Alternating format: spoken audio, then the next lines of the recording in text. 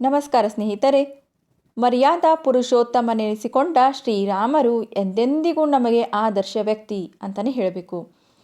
ನಾವು ಹೇಗಿರಬೇಕು, ನಮ್ಮ ಜೀವನ ಹೇಗಿರಬೇಕು ಎಂಬುದನ್ನು ನಾವು ರಾಮರಿಂದ ಕಲಿಬೇಕು. ಶ್ರೀರಾಮನಲ್ಲಿದ್ದ ಗುಣಗಳು ಯಾವುವು, ನಾವು ಶ್ರೀರಾಮನ ಯಾವೆಲ್ಲ ಗುಣಗಳನ್ನು ನಮ್ಮಲ್ಲಿ ಅಳವಡಿಸ್ಕೊಳ್ಬೇಕು ಅಂತ ಇಲ್ಲಿ ಹೇಳ್ತೇನೆ ನೋಡ್ರಿ.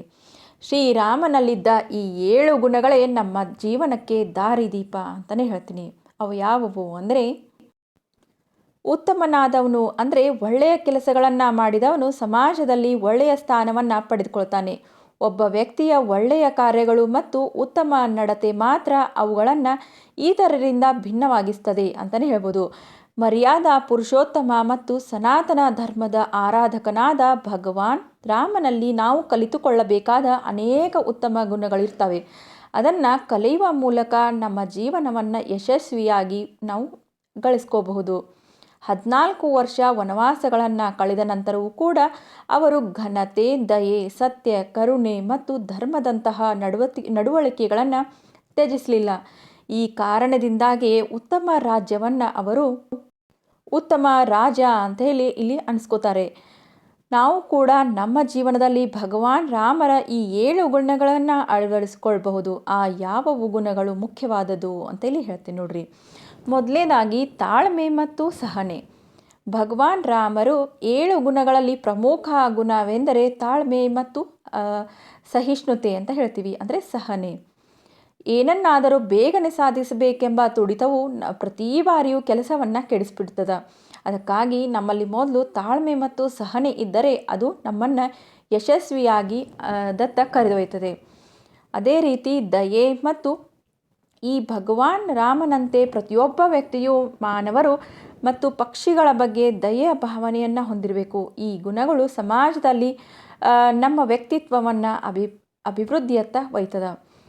ರಾಮರು ಪ್ರತಿಯೊಂದು ಜೀವಗಳನ್ನು ಗೌರವಿಸ್ತಾ ಇದ್ರು ಅಂತಲೇ ಹೇಳ್ಬೋದು. ಹಾಗೆ ನಾಯಕತ್ವದ ಸಾಮರ್ಥ್ಯ ಇರ್ತದೆ. ಭಗವಾನ್ ರಾಮನು ರಾಜನಾಗಿದ್ದರೂ ಕೂಡ ನುರಿತ ವ್ಯವಸ್ಥಾಪಕರು ಕೂಡ ಆಗಿದ್ದರು. ಎಲ್ಲರನ್ನ ತನ್ನವರೆಂದು ತಿಳಿದುಕೊಡ್ತಾ ಇದ್ರು. ಎಲ್ಲರಲ್ಲೂ ಒಬ್ಬರಾಗಿ ಅವರು ನಡೆದುಕೊಳ್ತಾ ಇದ್ರು. ಅವರ ಈ ಗುಣದಿಂದಾಗಿಯೇ ಸಮುದ್ರದಲ್ಲೂ ಕಪಿಗಳೊಂದಿಗೆ ಕಲ್ಲುಗಳಿಂದ ಸೇತುವೆ ನಿರ್ಮಾಣ ಮಾಡಲು ಸಾಧ್ಯವಾಯಿತು.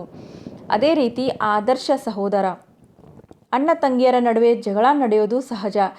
ಜಗಳಗಳ ನಂತರವೂ ಕೂಡ ಸಹೋದರ ಸಹೋದರಿಯಂತೆ ನಡುವೆ ಪರಸ್ಪರ ಪ್ರೀತಿ ಇರಬೇಕು. ಈ ಗುಣಗಳನ್ನು ಭಗವಾನ್ ರಾಮನಿಂದ ಕಲಿಬೇಕು.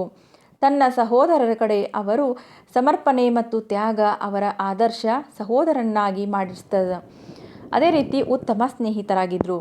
ಶ್ರೀರಾಮನೊಂದಿಗೆ ಸ್ನೇಹ ಗುಣವನ್ನು ಪ್ರತಿಯೊಬ್ಬರೂ ಅಳವಡಿಸ್ಕೊಳ್ಬೇಕು. ಏಕೆಂದರೆ ಶ್ರೀರಾಮನು ಸ್ನೇಹ ಅಂದರೆ ಸಂಬಂಧವನ್ನು ಮನಪೂರ್ವಕವಾಗಿ ಕಾಪಾಡಿಕೊಳ್ತಾ ಇದ್ರು. ಅವರ ಆತ್ಮೀಯ ಸ್ನೇಹಿತರಾದ ಕೇಶವ, ಸುಗ್ರೀವ, ನಿಷಧ ಮತ್ತು ರಾಜ, ಈ ಥರ ಅವರಿಗೆ ತುಂಬ ಜನ ಸ್ನೇಹಿತರು ಆಗಿದ್ದರು. ಹಾಗೆ ವಿಭೀಷಣರು ಕೂಡ ಅವರ ಸ್ನೇಹಿತರು ಆಗಿದ್ದರು. ಶ್ರೀರಾಮನನ್ನು ಸ್ನೇಹವನ್ನು ಕಾಪಾಡಿಕೊಳ್ಳಲು ಅನೇಕ ತೊಂದರೆಗಳನ್ನು ಕೂಡ ಅವರು ಅನುಭವಿಸಿದರು. ಅದೇ ರೀತಿ ದೃಢ ನಿರ್ಧಾರ. ಪ್ರತಿಯೊಬ್ಬರು ತಮ್ಮ ಜೀವನದಲ್ಲಿ ಭಗವಾನ್ ರಾಮನ ದೃಢ ನಿರ್ಧಾರ ತೆಗೆದುಕೊಳ್ಳುವ ಗುಣಗಳನ್ನು ಅಳವಡಿಸಿಕೊಳ್ಬೇಕು. ಬಲವಾದ ನಿರ್ಧಾರವನ್ನು ಹೊಂದಿದವ ವ್ಯಕ್ತಿಯು ಕೂಡ ಅದೇ ರೀತಿ ಯಾವಾಗಲೂ ತನ್ನ ಜೀವನದಲ್ಲಿ ಯಶಸ್ವಿಯನ್ನು ಸಾಧಿಸ್ತಾನೆ ಅಂಥೇಳಿ ರಾಮರಿಂದ ನಾವು ಕಲಿಬಹುದು. ಅದೇ ರೀತಿ ಉತ್ತಮ ನಡೆ. ಪ್ರತಿಯೊಬ್ಬ ವ್ಯಕ್ತಿಯು ರಾಮನಂತೆ ಸದ್ಗುಣನಾಗಿರಬೇಕು. ಅವರ ಉತ್ತಮ ನಡತೆಯಿಂದಾಗಿ ಅವರನ್ನು ಮರ್ಯಾದಾ ಪುರುಷೋತ್ತಮ ಎಂದು ಕರಿತೀವಿ.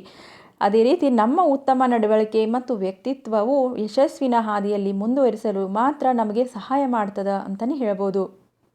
ಈ ರೀತಿ ಭಗವಾನ್ ರಾಮರ ಉತ್ತಮ 7 ಗುಣಗಳನ್ನು ಇಲ್ಲಿ ತಿಳಿಸ್ಕೊಂಡಿದ್ದೀನಿ.